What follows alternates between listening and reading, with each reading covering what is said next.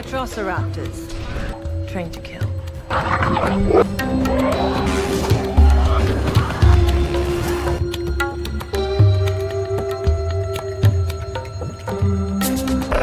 She had a baby. That's impossible. Back up.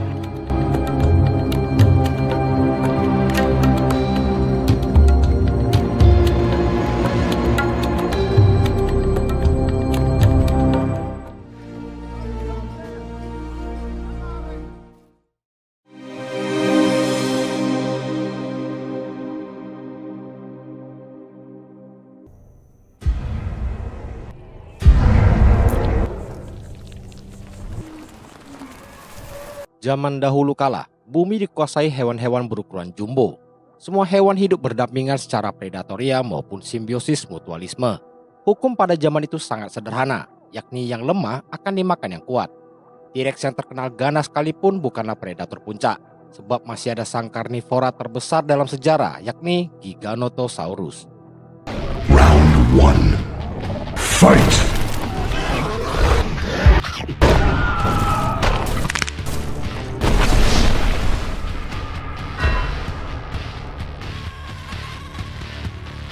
...65 juta tahun kemudian, akibat dari keinginan tahuan manusia, hewan yang telah punah dihidupkan kembali. Karena suatu insiden, hewan-hewan jumbo tersebut kini berbagi habitat bersama manusia. Bayangkan, lagi asik nonton layar tancap, tiba-tiba dikunjungi seekor T-Rex.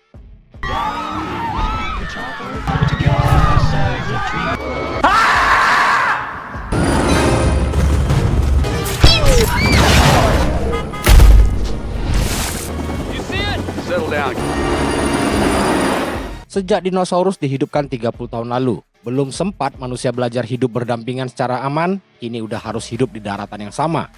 Sebagian ditangkap, ada juga yang hidup di taman nasional, namun masih banyak yang berkeliaran secara bebas. Belum lagi perdagangan dino ilegal yang terjadi di santero dunia. Untuk menghindari perburuan liar, pemerintah AS memberi hak kepada perusahaan bernama Biosyn Genetics untuk melestarikan serta mempelajari para dino bagi ilmu pengetahuan, teknologi, dan farmasi. Pimpinan perusahaan ini ialah Lewis Dodson, pria yang bertransaksi gelap dengan tokoh bernama Dennis di film pertama. You shouldn't use my name. Nobody cares. 3,000 more for each viable embryo. That's one. Dodson menciptakan Suaka di pegunungan Dolomite Italia sebagai pusat mempelajari sistem imun dino untuk keperluan farmasi.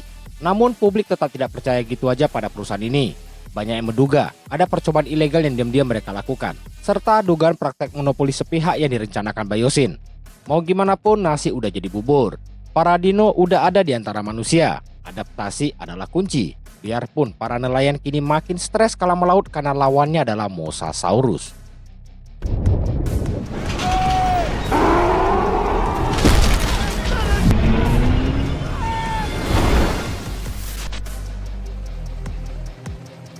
Pindah ke peternakan saurids di Nevada. Sang ketua komunitas pelindung dinosaurus masih setia menjalankan fungsinya. Malam itu, dia menyelinap ke peternakan untuk mencari bukti adanya praktek ilegal dinosaurus. Sang ketua yakni Claire menemukan penangkaran ilegal baby Triceratops. Baby dino di sana dikurung dalam keadaan mengenaskan. Bahkan beberapa di antaranya sakit dan hanya tinggal menunggu mati. Claire yang gak mau buang waktu sampai penyelidikan dilakukan, mencoba untuk menyelamatkan seekor baby dino yang sakit. Bersama Zia, dia membawa baby dino sak-sak kandangnya. Saat dijemput, Frank sang sopir sebenarnya keberatan tapi nggak ada yang bisa dia lakukan. Di tengah memasukkan baby dino ke mobil van, aksi mereka ketahuan pemilik peternakan. Terpaksa Claire harus pamer kemampuan nyetirnya lagi untuk lolos dari kejaran musuh. Selain aksi balapan yang gak seberapa seru, kejar-kejaran ini juga melibatkan tembak-menembak. Namun pada akhirnya Claire dan tim bisa lolos berkat geng Triceratops. Everybody good? No!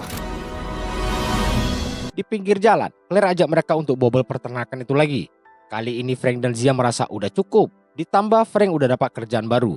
Tujuan Claire memang mulia, tapi cara yang dijalankan sangatlah salah.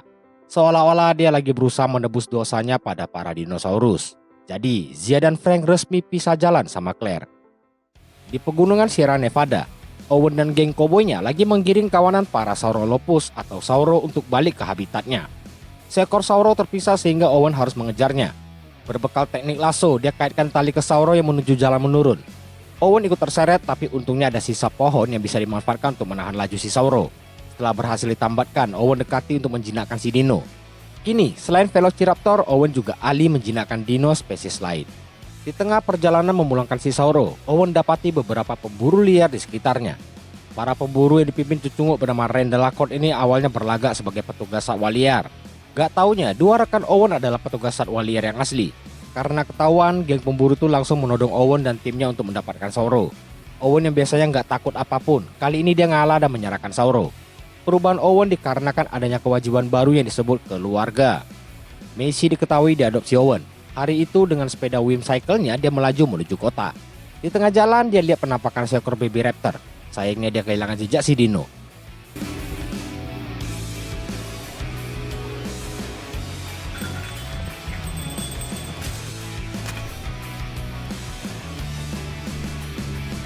Beres shopping dia lewati pabrik kayu. Aktivitas di pabrik terhenti akibat seekor Apatosaurus nyasar. Lama bersama Owen membuat Macy ngerti cara menangani mereka. Dia bisikan cara memancing pergi si dino leher panjang ini ke seorang pekerja. Dengan memanfaatkan flare, pekerja lain mengalihkan Apatosaurus untuk menjauh. Saat teralihkan, Apatosaurus itu memanggil Apatosaurus lain untuk mengikutinya. Berkat Macy, pabrik kembali bisa beraktivitas. Singkat cerita, Macy balik ke rumah dan langsung ditanya Claire, apa dia lewati jembatan? Biarpun bilang tidak, Claire tahu kalau Macy bohong. Alasan Claire melarangnya jauh dari rumah adalah karena banyak orang yang berusaha menculik Macy. Sebab dia adalah potongan puzzle dari teknologi cloning yang ilmuwan lain belum bisa pecahkan. Gak lama, Owen tiba di rumah. Kedua wanita tersebut langsung keluar menyambutnya. Saat itulah Claire cerita kalau Macy pergi ke kota lagi. Walau udah tinggal di tengah hutan sekalipun, mereka nggak sendiri. Ada sang penguntit bernama Blue, sang Velociraptor.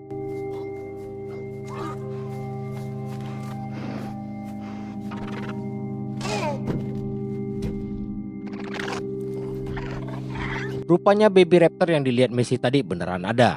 Dan itu adalah anak si Blue. Sebagai ibu tunggal yang baik, Blue mengajak babynya untuk diajari berburu. Mangsanya adalah seekor kelinci. Dengan mengendap-endap, mereka dekati calon makan malamnya. Gak taunya mereka keduluan serigala. Baby Blue yang berjiwa preman ini langsung menyerang si serigala. Tanpa disadari, di sekitar sana ada pemburu. Lihat sang anak nyaris ditembak membuat sang induk naik darah.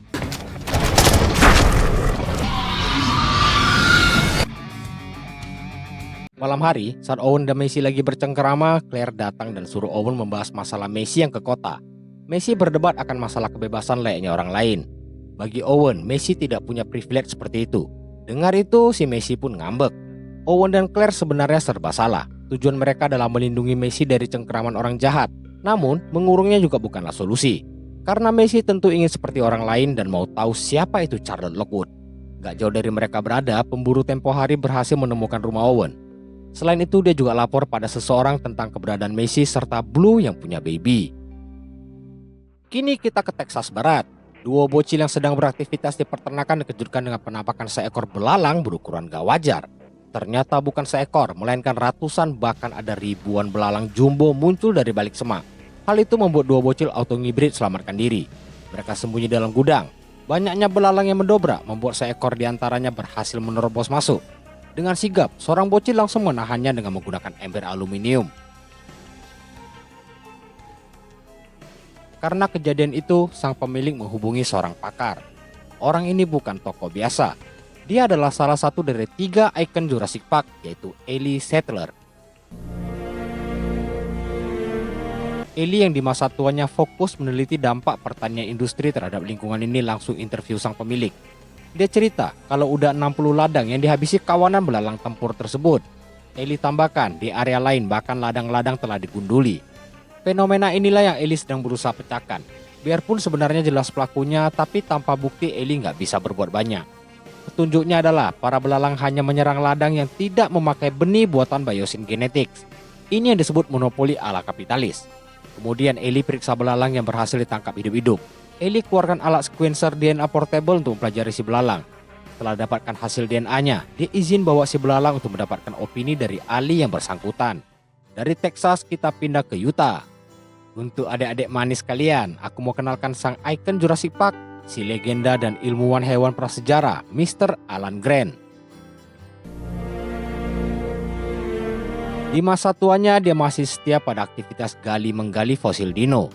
Gara-gara dino dihidupkan lagi, apa yang Alan lakukan dianggap udah nggak relevan. Biar begitu dia tetap mencintai pekerjaannya. Tiba-tiba dia dipanggil rekannya karena ada yang harus dia lihat. Saat Alan masuki tendanya, biarpun lebay, aku tetap mau berterima kasih karena sutradara film ini kembali mempersatukan sejoli legend ini, Alan Grant dan Ellie Sattler. Alan Grant. Bingung, kaget, senang, dan galau. Mungkin itu perasaan Alan waktu lihat Ellie. Buru-buru dia singkirkan foto mereka semasa bersama dulu. Sembari saling memuji pekerjaan masing-masing, Alan bertanya tentang keluarga Ellie. Dan ternyata Ellie udah cerai dari suaminya si Mark. Biarpun senang, Alan harus pura-pura bersimpati pada Ellie. Setelah puas lihat Ellie ekspresikan diri, Alan pun tanya apa tujuan Ellie datangi dirinya. Singkat cerita, Alan ditunjukkan belalang jumbo tadi. Ellie perlu Alan karena gen si belalang berasal dari hewan zaman kapur yang udah punah. Kalau masalah belalang ini gak dipecahkan, beberapa tahun ke depan bakal terjadi krisis pangan akibat putusnya rantai makanan. Tujuan Biosyn jelas untuk menguasai dan mengendalikan suplai makanan seluruh dunia. Ellie butuh Alan untuk menemaninya ke Suaka Biosyn untuk kumpulkan bukti. Jadi intinya dia mau Alan jadi saksi karena orang-orang percaya pada kredibilitas Alan. Alasan terakhir, hanya Alan yang paling dipercaya Ellie. Dengar itu, nggak ada alasan Alan untuk bisa menolak sang mantan kekasih. Mereka juga bisa ke Suaka karena Ellie dapat undangan dari filsuf internal, ikon lain Jurassic Park, Ian Malcolm. Apa tujuan Ian mengundang Ellie ke sana? Kita akan tahu sebentar lagi. Balik ke Messi, hari itu dia didatangi Baby Blue. Messi yang kaget coba dekati untuk berbagi roti panggang. Tapi tiba-tiba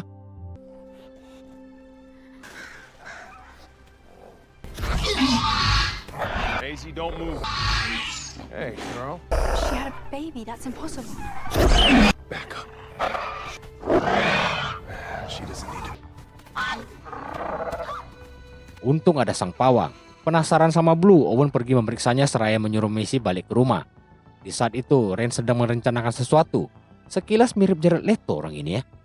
Kesal nggak dibolehin ikut, Messi pun cabut ke kota dengan sepedanya. Jelas itu adalah kesalahan besar. Di sisi lain, Blue membawa makanan untuk babynya. Tapi sesuatu terjadi.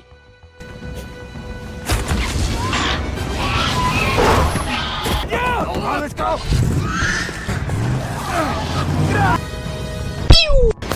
Baby Blue berhasil ditangkap Ren. Gak cuma Baby Blue, di jembatan Messi dihadang seorang tante-tante berwajah seram. Sedangkan di belakangnya ada Ren. Owen yang lakukan pengejaran lihat Ren membuang sepeda Messi. Artinya Messi juga telah ditangkap. Buru-buru balik ke rumah, Owen lapor pada Claire tentang apa yang terjadi. Owen ambil senapan dan minta Claire siapkan mobil buat ngejar. Begitu keluar, Claire langsung disambut Blue yang marah. Owen segera dekati untuk tenangkan Blue.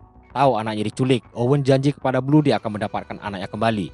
Blue yang sangat emosi itu hanya bisa percaya apa yang Owen katakan sebelum akhirnya pergi. Untuk mendapat jawaban siapa pelaku penculikan, Claire minta bantuan Frank. Frank kerja di Badan Intelijen Divisi Spesies Berbahaya. Dengan kata lain, dia bisa dapatkan data orang yang sedang mereka cari. Frank harus pertaruhkan pekerjaannya demi membantu Claire dan Owen. Selain kasih data si penculik, Frank juga bocorkan kalau besok dia akan ada di Malta untuk suatu transaksi. Tim intelijen yang berada di Malta juga orang yang dikenal Owen. Orang itu adalah mantan rekannya di Taman Jurassic, yaitu Barry. Walau Frank bocorkan info itu, dia minta Owen jangan sampai terlibat tugas intelijen. Tapi tahu kan Owen itu barbar, mana mungkin dia nggak terlibat. Kita cek dulu sejoli tua romantis ini. Akhirnya mereka tiba di landasan udara transit menuju Biosyn. Setibanya di sana, mereka dijemput bagian humas bernama Ramsey Cole. Mereka diajak naik pesawat khusus untuk masuki area Suaka. Di pesawat, Ramsey cerita spesies yang ditampung di Suaka berasal dari Isla Sorna dan Isla Nublar. Dan hari itu, mereka dapat tambahan spesies baru berupa T-Rex. Dengar T-Rex tentu membuat Alan trauma. Maklum mantan korban amukan T-Rex.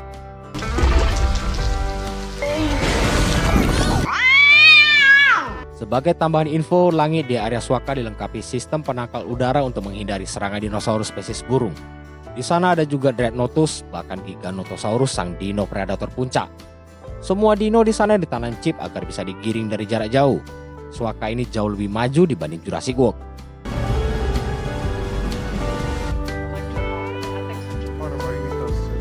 Tiba juga mereka di kantor sekaligus kampus Biosyn. Gak jauh jalan, mereka ketemu Dodson yang langsung menyapa kedua legend ini. Setelah saling kenalan, Dodson pun mengajak mereka foto bersama. lalu menjelaskan seputar pengembangan obat untuk penyakit-penyakit yang sulit disembuhkan. Sebagai penutup, Dodson pesan kalau Ramsey akan menjadi pemandu mereka selama di Suaka karena dia masih sibuk. Ramsey pun mengajak keduanya menuju ruang kelas di mana Ian sedang mengajar. Masih dengan setelan rock and roll khas Ian Malcolm, dia terus berteoritis di depan kelas. Saat lihat kedatangan Ellie dan Alan, dia pun menyudahi kelasnya. Berikutnya adalah adegan kumpulnya trio ikon dan legenda dalam franchise Jurassic Park. This is so trippy. You? Alan? Your family? Oh, yeah, I need to talk to you too. Private. It's urgent. What'd you do? Sambil berbisik, Ellie terus bertanya hal seputar belalang jumbo ke Ian. Ian takut berbicara karena area sekitar dipenuhi CCTV yang bisa menangkap suara. Ian memesan 2 kopi agar suara mesinnya bisa mengaburkan CCTV. Kemudian ditarik Ellie agar tidak bisa disorot. Dia ceritakan tentang proyek belalang biosin yang diberi nama Hexapod Allies. Ian juga kasih tahu lokasi di mana bisa menemukan belalangnya sambil serahkan gelang aksesnya. Lucunya, aksi mereka malah berbuah perasaan cemburu Alan. Tua-tua kopla orang. Ian lalu pamit kepada mereka sedangkan Ellie kabari kalau mereka bisa masuk ke area lab. Semua aktivitas mereka itu diperhatikan Dodson dari atas.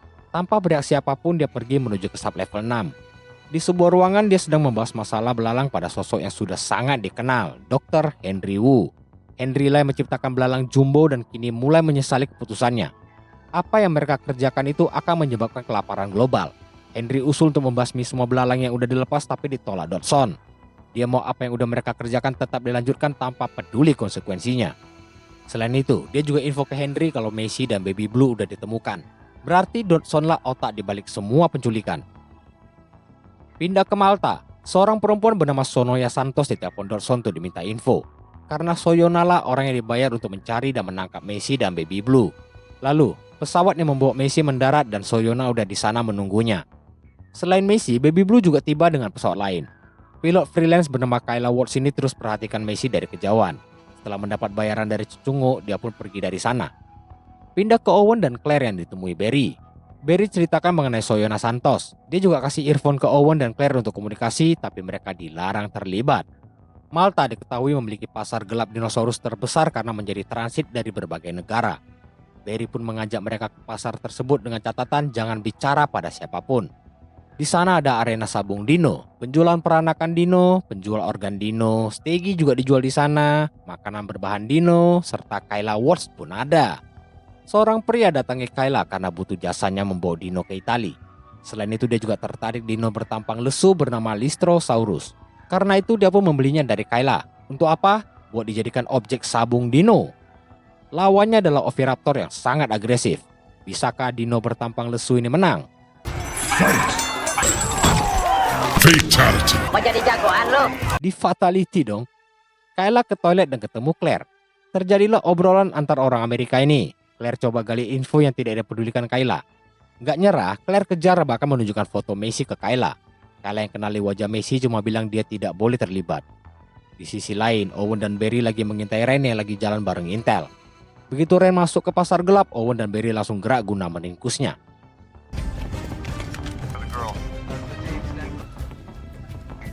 Ren pergi temui Soyona. Soyona tunjukkan kandang berisi Atrociraptor yang dilatih mengejar target dengan laser layaknya Indoraptor. Soyona tawarkan Ren mengirimnya ke Arab. Di lokasi lain, Macy sedang dibawa menuju ke suatu tempat, sedangkan Ren menerima kerjaan dari Soyona. Merasa cukup bukti, para Intel langsung gerak menangkap mereka sehingga baku tembak pun terjadi.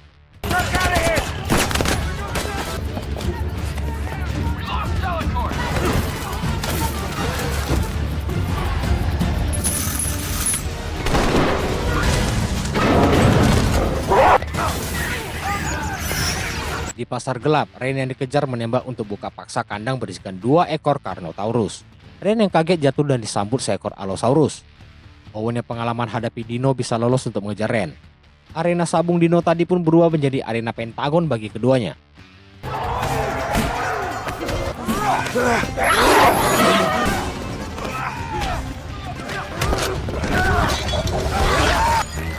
Where is she? Where did they take her? Landed her off the...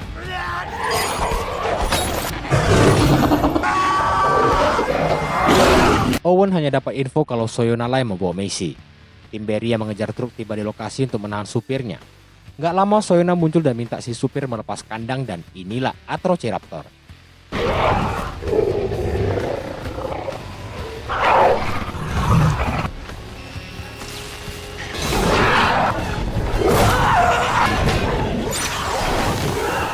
Claire temukan Soyona. Dengan modal senjata Strom dia pun mengejarnya. Barry sendiri harus cari cara lolos dari Atrociraptor. Di sisi lain, Soyona kabari Dodson kalau Owen dan Claire datang mencari Macy. Dodson yang gak mau rencananya gagal pun harus keluarkan uang ekstra untuk mengurus mereka. Soyona lalu berjalan masuk ke rumah warga. Begitu Claire muncul, adu kungfu antar betina pun dimulai. You don't use it on people. Tell Bison. Akhirnya diketahui kalau Macy akan dibawa ke Biosyn, di mana Macy udah sampai di lokasi pesawat yang menunggunya. Di tengah interogasi, seekor Atrociraptor muncul. Momen itu Soyona gunakan menandai Claire dengan laser. Sang ketua pelindung dino ini kini harus kabur sebelum jadi makanan spesies hewan yang dia berusaha lindungi. Claire lari, lompati gedung, turun di tangga, lompati balkon, sampai jatuh ke sebuah pickup. Kayla yang berada di sana pun tergerak membantunya kabur dari kejaran Atrociraptor. Ke Barry yang dapat pertolongan dari Owen. Belum jauh lari, si Atrociraptor berhasil mengejar mereka. Lihat kandangnya, Owen dapat ide dan mengajak Barry lakukan trik yang dulu sering mereka gunakan. Karena yang kena laser adalah Barry, dia yang akan jadi tumbalnya. Barry yang ketakutan pun mau gak mau harus lakukan, dan inilah yang terjadi. Bonus tambahan adalah Soyona yang berhasil dibekuk. Pindah ke pickup yang asik dikejar Atrociraptor. Kayla tawarkan kabur dengan pesawat. Claire pun minta dia dibawa ke Biosyn. Lalu Claire info ke Owen mengenai tujuan Macy dan minta dia datangi landasan udara agar bisa berangkat juga bersama Kayla. Sialnya, Soyona si wanita berwajah licik ini sempat menembakkan laser ke Owen. Sambil kebut-kebutan dengan motor, dia menjadi target dari Atrociraptor lain. Kejar-kejaran pun kembali terjadi di jalanan kota. 2 ekor Atrociraptor napsuan itu pun mengejar dengan penuh semangat mengikuti kemanapun Owen bermanuver. Begitupun pickup ini kendarai Kayla. Manfaatkan area scaffolding, pickup melaju menghindari dino bengis itu. Sekalipun ditabrak, tetap masih sanggup ngejar. Owen pun begitu, seekor Atrociraptor yang ditabrak mobil juga nggak mempan. Terpaksa, Owen keluarkan semua ilmu yang dia pelajari dari Jackie Chan untuk bisa lolos. Di sisi Claire, dengan sebatang besi yang disangkutkan di antara mobil berhasil membuat pengejarnya kelenger. Owen belum beres, malah di tengah pelarian dia ketemu pasangan Carnotaurus tadi lagi prasmanan di taman. Daripada mikirin nasib orang, lebih baik dia kabur. Sebab Claire dan Kayla udah tiba di landasan udara. Kayla segera nyalakan mesin dan bersiap lepas landas karena terlibat banyak masalah di sana. Gak lama Owen muncul dari atas bukit kala pesawat udah berjalan. Aksi klasik ala film action pun terjadi dengan adegan yang gak jauh beda dari film lain. Ini dia buktinya.